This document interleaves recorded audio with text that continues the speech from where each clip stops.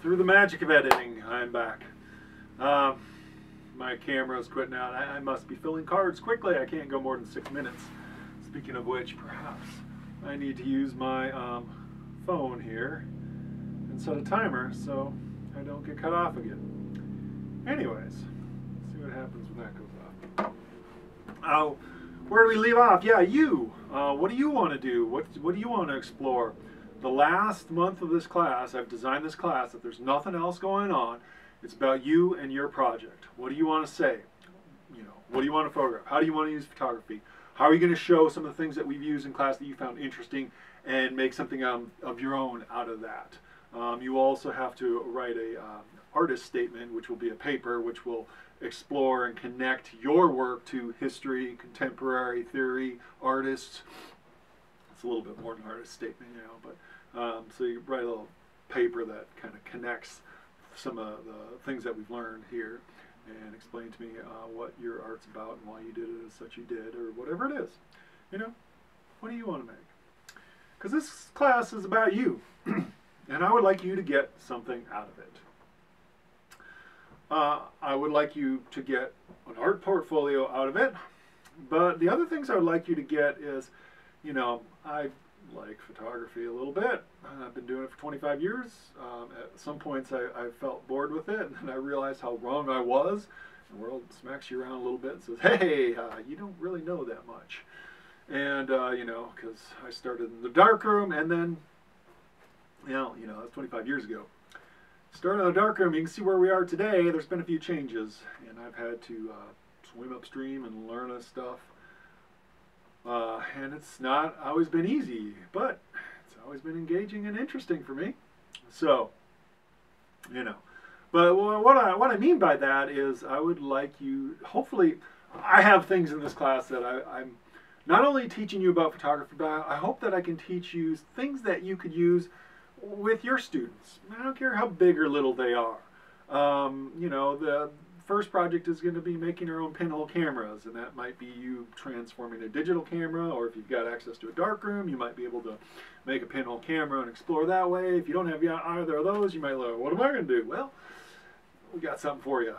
We can transform rooms and make them into pinhole cameras. And you're like, whoa, how am I going to capture it? Well, it's about problem solving.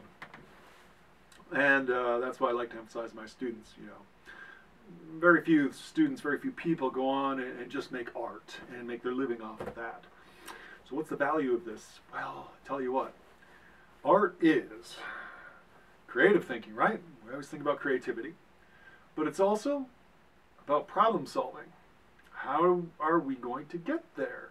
How am I going to use pinhole photography when I don't have a darkroom and I don't have a digital solar camera? How am I going to use it? There are other ways. I have some videos that will help you. So problem solving. The other thing that art entails is critical thinking. And that is when we're thinking about, oh, what does this mean? What is this about? What is the history? How does this relate to photography?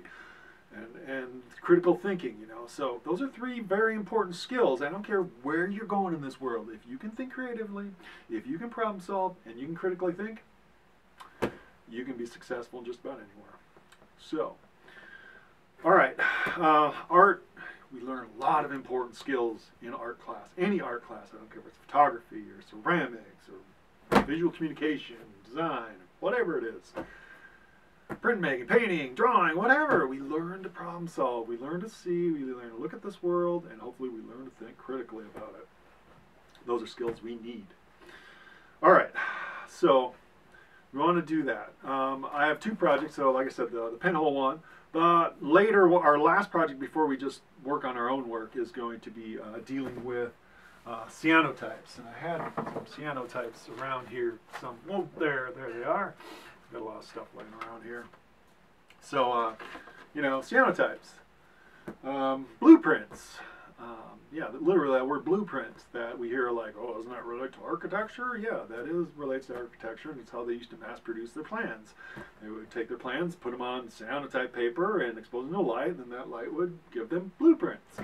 It's a very old photographic process, 1850s. The first photo book ever printed was by a woman who utilized cyanotype paper, and she did prints of leaves and nature things.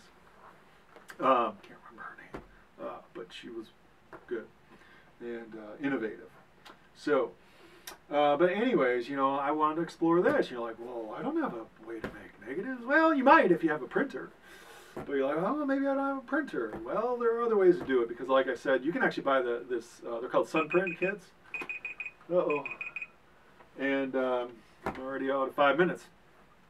You can do that, and you can make prints in other ways, and that'll be one of the later projects. But you know, hopefully that's something that you could use because the processing of it just uses water and nothing else. There's no other chemistry. You just need sunlight and water.